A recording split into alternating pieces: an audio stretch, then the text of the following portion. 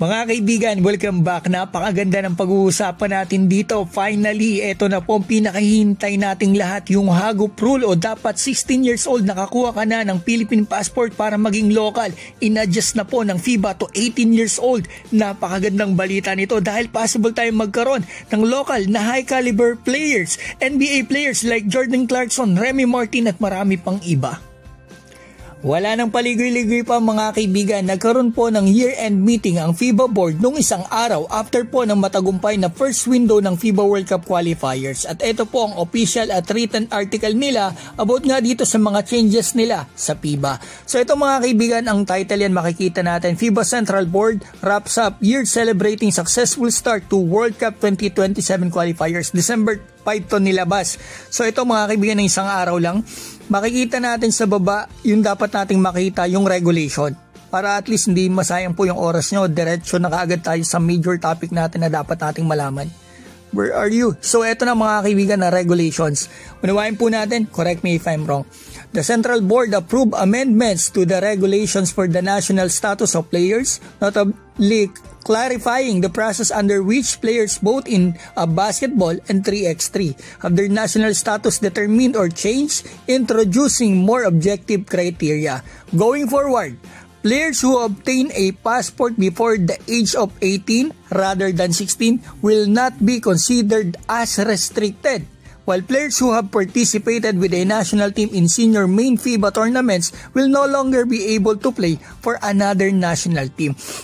Sa pagkakaunawa ko mga kaibigan, correct me if I'm wrong, napakaganda nitong balita na ito. Ang Central Board daw po mga kaibigan, inaprubahan yung changes about nga dito sa regulation nila ng FIBA. Dalawa ang naging changes. Yung isa, bawal ka na lumipat kung nakalaro ka na sa isang national team. At yung pangalawa mga kaibigan ay yung, eto nga, yung Hagop Rule. Yung dapat nakakuha ka dati ng Philippine passport o passport before mag-16 para maging local sa bansa na yon.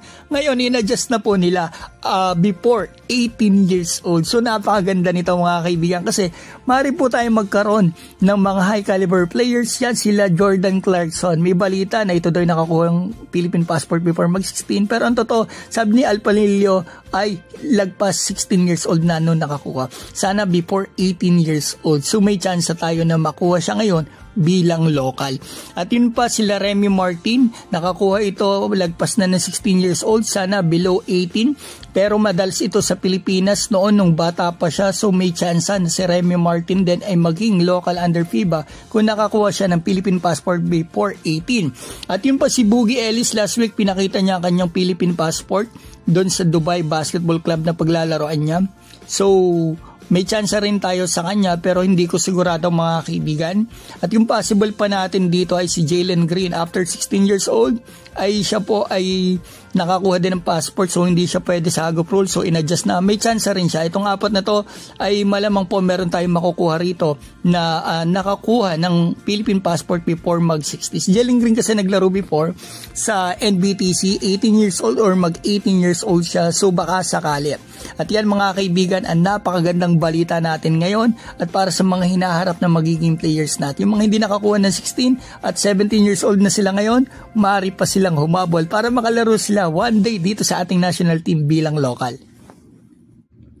Take note mga kaibigan para may alam po tayo. Meron po ngayong bill na ipinapasang batas sa US na nagbabawal nga doon sa mga dual citizen. Meron po tayong update dyan.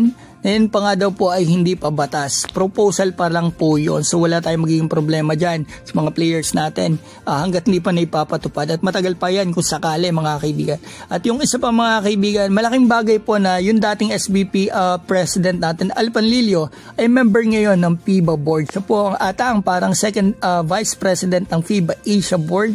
At andyan pa si Miss Erica D ng SBP. Sila palagi nakikipagtulungan. I'm sure hinihilit nila yung mga ganito. Yan, I'm sure naging factor sila dito kung bakit nagkaroon nitong adjustment dito sa FIBA. Kasi matagal nang hinihilot ni Alpanilio to mga kaibigan, 2018 pa ata sa mga nabasa ko. So bigyan din natin sila ng credits at nakakatuwa, lalong lalakas ang ating national team sa hinaharap.